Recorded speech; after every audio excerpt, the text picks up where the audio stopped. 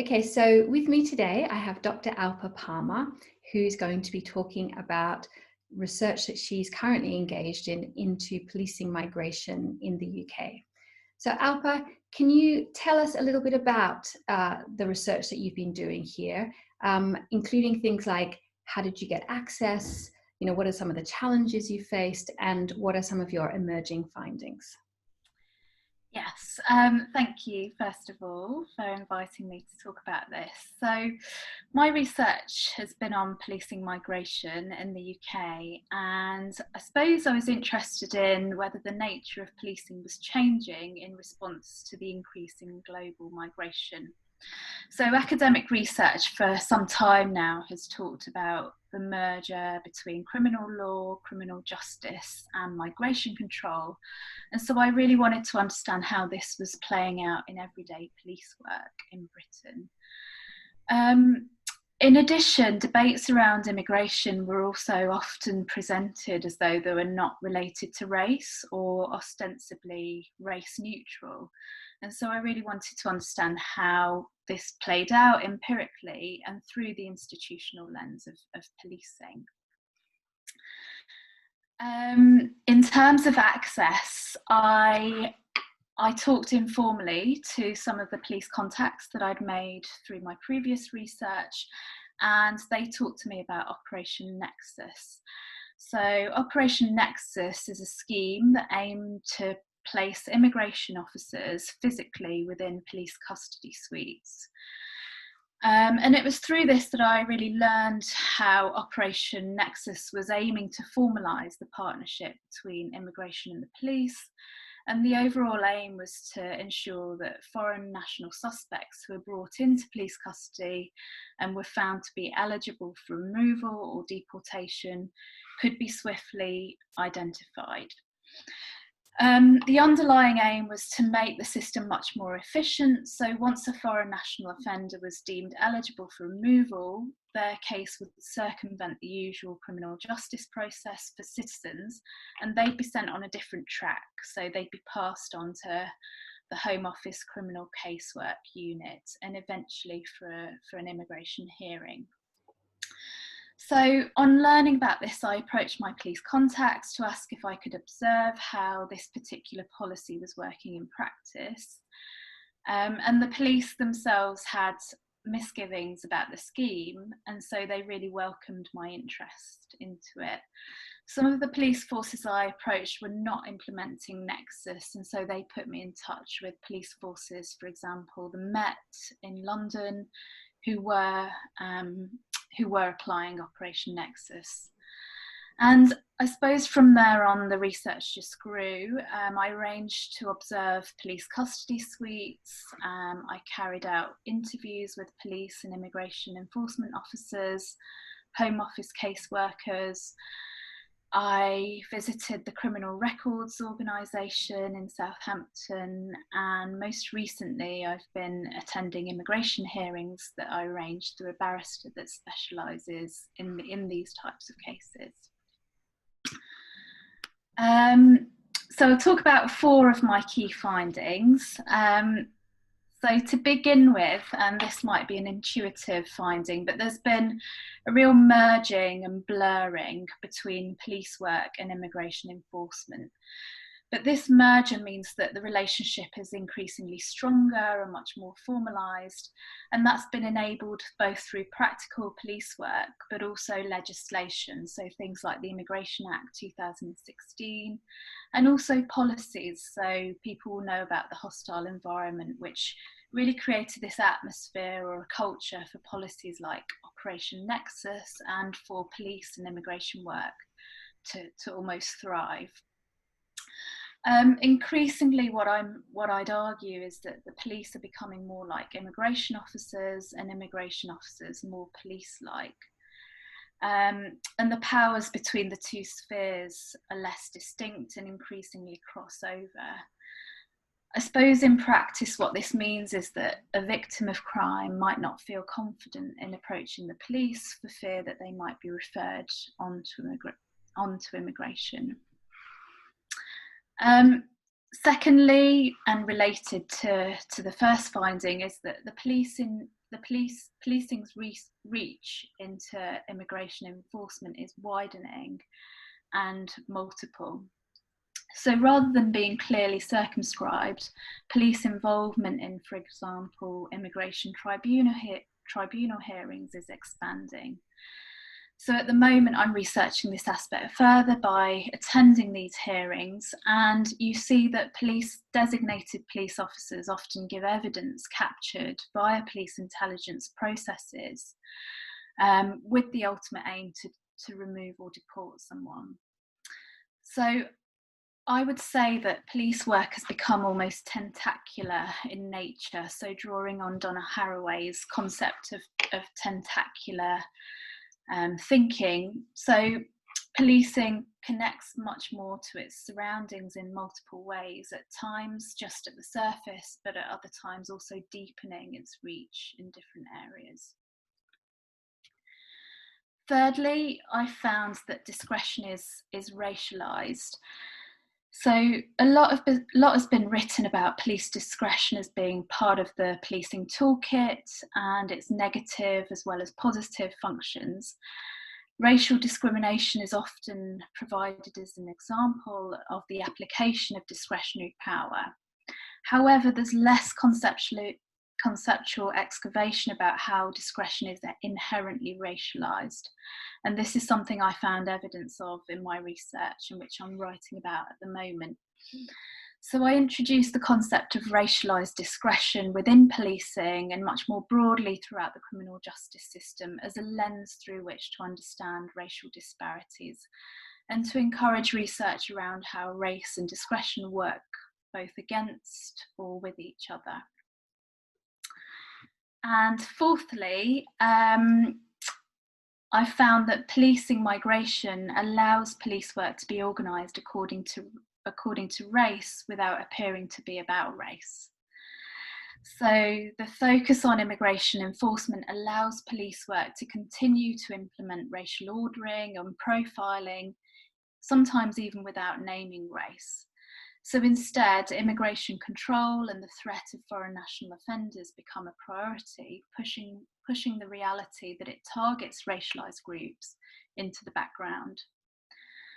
The practice obviously calls into question the wisdom of giving the police more powers and wider remit around immigration control, given that the police have a history of acrimony with minority ethnic groups in Britain and racially disproportionate practices.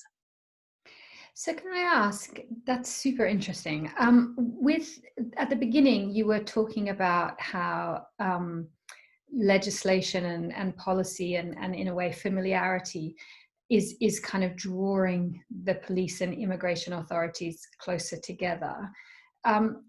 Is there still any sense, do you have any sense of misgivings within the police force about any of these new powers, the sort of the sense that you said that they had at the beginning of your research, or is it now just taken for granted? Yeah, that's a really interesting question. So I found a bit of both.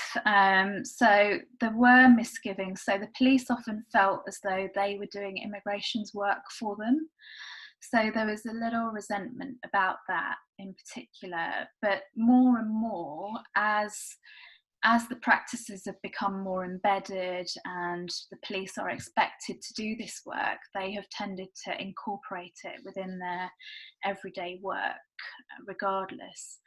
And I mean, I think it's important to remember too that the police have always done immigration enforcement work. So it would be a mistake to think that they're doing anything totally new, but what this is doing, it's almost legitimizing or formalizing those practices of immigration as falling to their hands and as them needing to be increasingly involved in it. Yeah. And I mean, you might not have an answer to this question, but it's something which I've never quite understood how it works. So I thought I should ask you, if somebody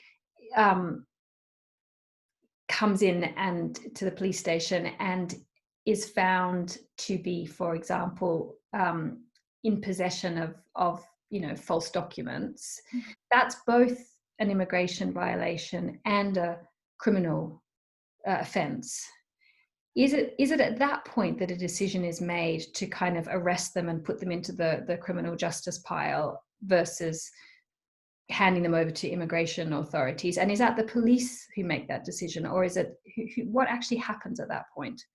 Yeah, I mean, this is something that I didn't know about when I started the research. It was really interesting to find out. So absolutely, if there is an immigration potential for the case to be diverted, then immediately it will get diverted away. Some questions will be asked around to the criminal intelligence unit, so they will investigate how strong a case is, what kind of evidence they have, and at that point a decision is made whether it goes straight off to immigration or whether in fact it remains within the criminal justice system. And is that a point where this racialized discretion comes into play? I think so. I mean, immediately there's often much more suspicion or scrutiny directed towards a person's immigration status if they are somatically from a Black or Asian background. Or, I mean, increasingly what I've seen in the research is that there are new forms of racialization occurring. So the category white is much more textured through policing means, for example. So there are different stereotypes attributed to Romanians compared to Bulgarian people. And these are also very gendered too. So I think that suspicion is a real point at which racialised discretion enters the frame. And so when a person is in front of the police and being booked into police custody and suspected of an offence, these are all the things that the police think about and decide to pursue, or indeed not to pursue. Mm-hmm. And I know that you've written about the police use of technology in policing migration. Can you tell me a little bit about that? Sure. So as soon as I started doing the observations in police custody, I really noticed how embedded technology was in ordinary police work. So as soon as a suspect is booked in to custody, their information is entered and checked on various computer databases. There was CCTV everywhere around the police custody suite. iPads were used to communicate with suspects who couldn't read English, and so on. So these are the more mundane and ubiquitous forms of technology that were around. And there was also the promise of newer technologies, so things like mobile fingerprint devices, which were envisaged to join up with immigration databases and to provide instant information to officers on the street. But in reality, I often found that these newer forms of technology were much more illusory than actually real.